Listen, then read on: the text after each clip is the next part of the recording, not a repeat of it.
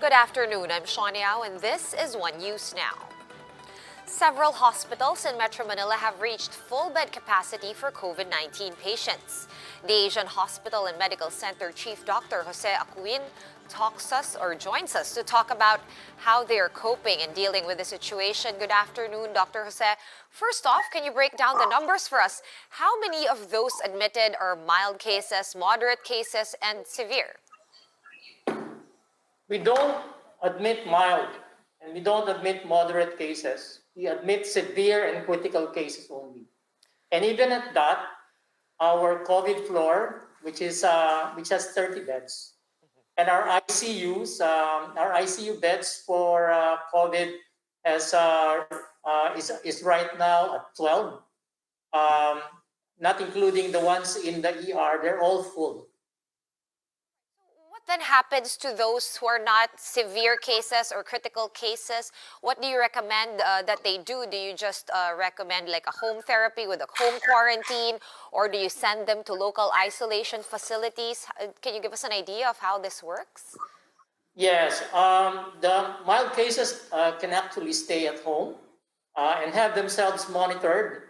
Those who have some degree of pneumonia, which are those with moderate disease, can be X-rayed, and they can also stay at home and also take medicines and be closely monitored by their doctors. I'm sorry to say that we don't have a lot of space for them because at this point, even the emergency room is full of critical COVID patients. Our ER has become an ICU as well. There are intubated patients there. So it is the last place that you want to be if you have pneumonia or if you have COVID. All right, but what home remedies, or not to say that these are not medical remedies, but what should people follow if they are asked to isolate at home and self-quarantine at home? Is there a proper way to do this, upon doctor's orders, of course? Well, the first thing you need to do is to buy a self-monitoring device that can track your oxygen saturation, your blood pressure, and your pulse rate. And those are very easy they're cheap. Also to track your temperature. You should chart your all of these vital signs at least twice a day. Make sure that they are within the normal range, and make sure that you can then call a doctor whenever they become abnormal. Just like any viral disease, you need to keep yourself well hydrated. You need to control the temperature. If you have fever and the body aches with analgesics, you need to eat right and eat healthy foods. And by all means, if you can exercise, you should do that even if you have mild disease.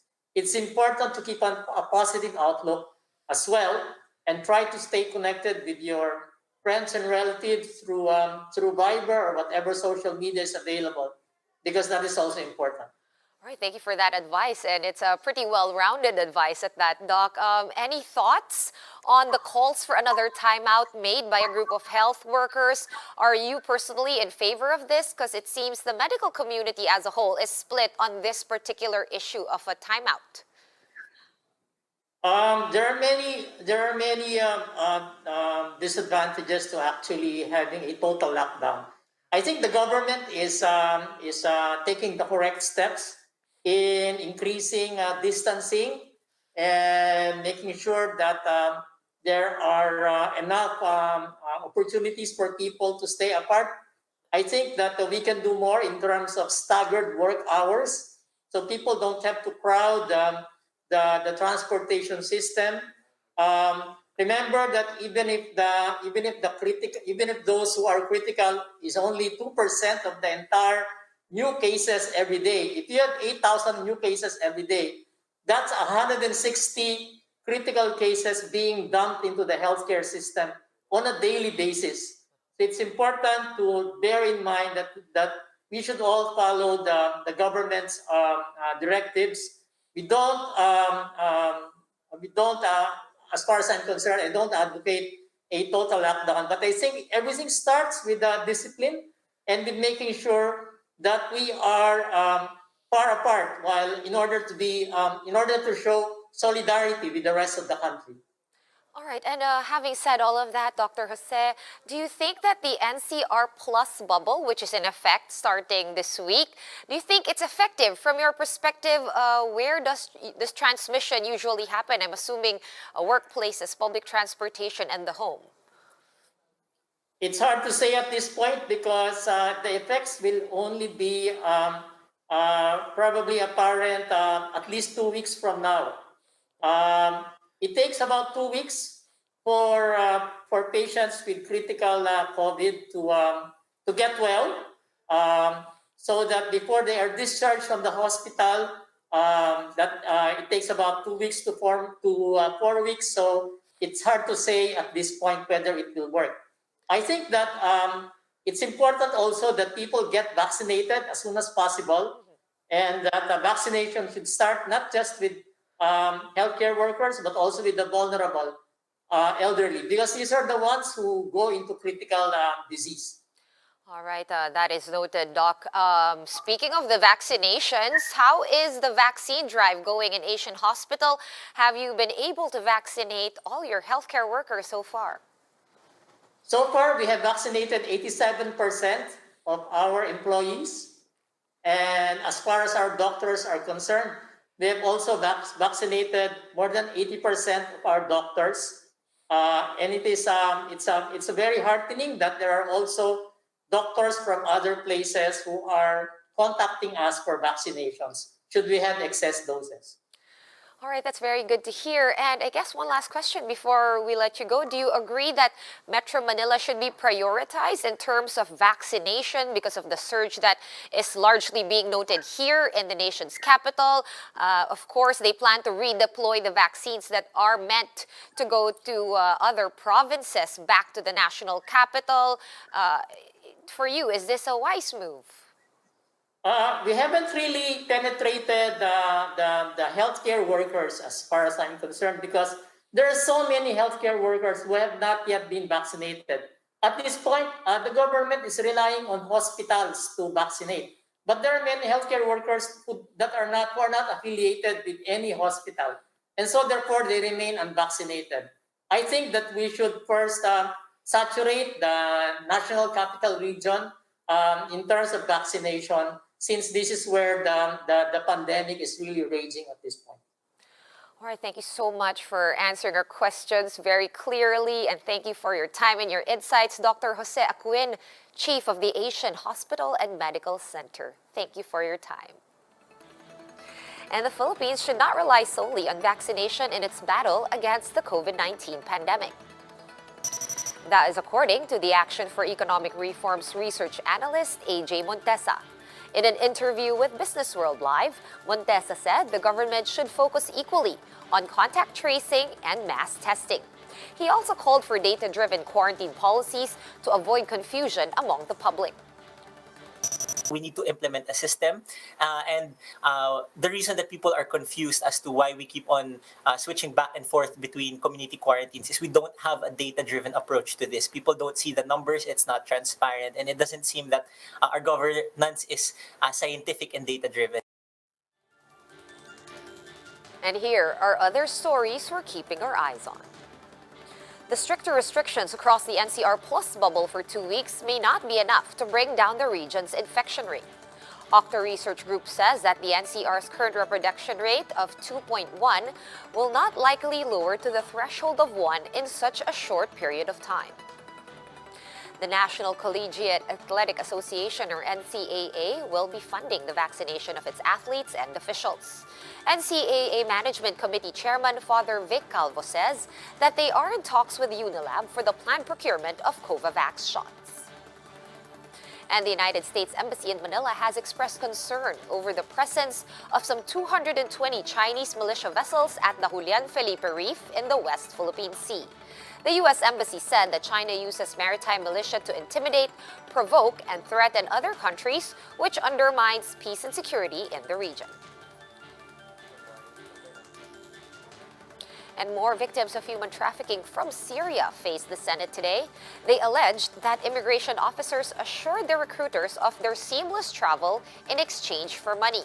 Let's get more information from Mean Los Baños joining us over the phone. Hi, Mean. What's the latest on this?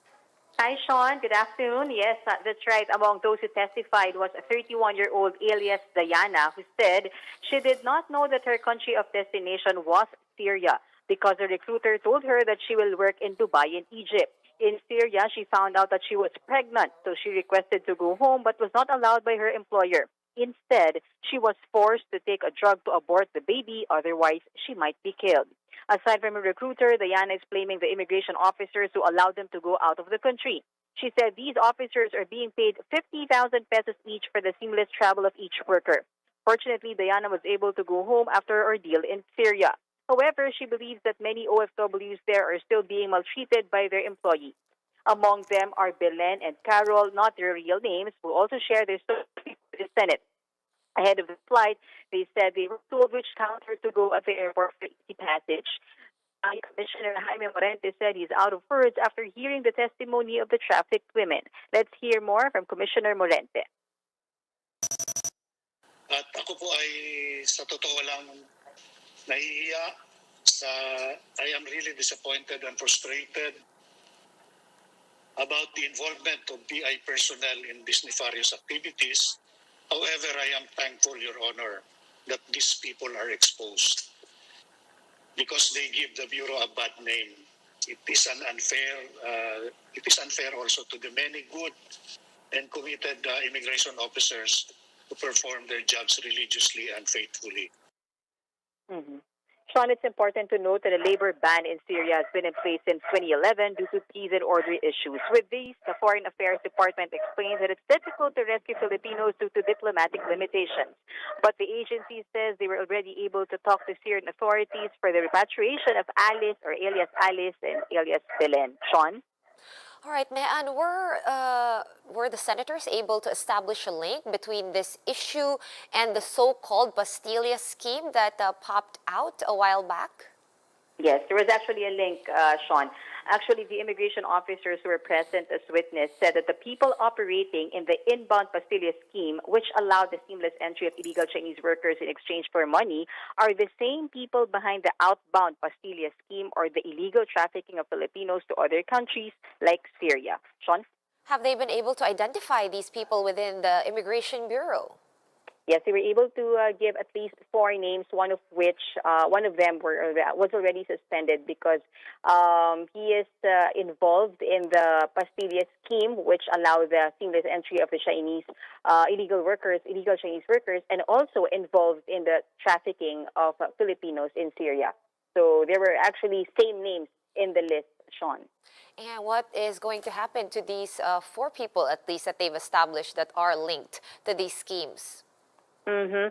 The Bureau of Immigration is actually investigating them and some other Bureau of Immigration personnel who they say could be involved in other trafficking issues, because the DFA has forwarded 44 more possible trafficked women, not just in Syria but in other countries. So the Bureau of Immigration, Morente said, is going into this and investigating into this matter.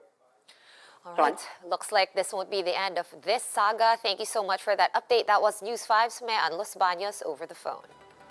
For more updates, visit News 5, the Philippine Star, and Business World online. Visit our website, onenews.ph, for more in-depth analysis. You can also catch One News on the Signal Play app. Register for a free account at www.signalplay.com and stream One News live anytime, anywhere. Mask on, wash hands, and stay safe, Philippines. I'm Sean Yao. We are One News.